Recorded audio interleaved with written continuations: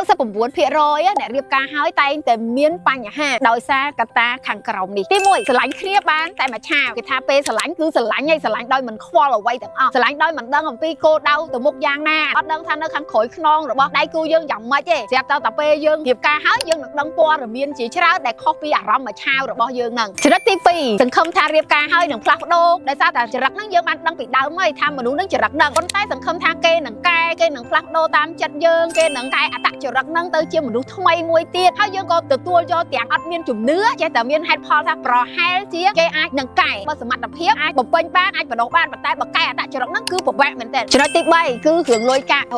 នឹងអត់ដាច់ស្រេចអត់បានពិភាក្សាគ្នាពេលរៀបការហើយអ្នកកាន់លុយអញ្ចឹងរឿងលុយកាក់ហ្នឹងគឺសំខាន់មែនទែននៅក្នុងជីវិតគ្រួសារក៏ដូចជាការចេះចាត់ចែងធ្វើមិនឲ្យទៅតាមគោលដៅរួមអញ្ចឹងបើសិនជារឿងលុយកាក់អត់ដាច់ស្រេចនេះហើយគឺជាបញ្ហាដែលនាំឲ្យមានចំនួនឬក៏បែកបាក់ពេលដែលយើងនឹងរៀបការហើយនៅក្នុងចំណុចខាងលើតើចំណុចណាដែលគូស្នេហ៍របស់យើងតែងតែធ្វើប្រហែសកុំភ្លេច comment ហើយក៏កុំភ្លេច share វីដេអូនេះម្នាក់មួយផងអរគុណ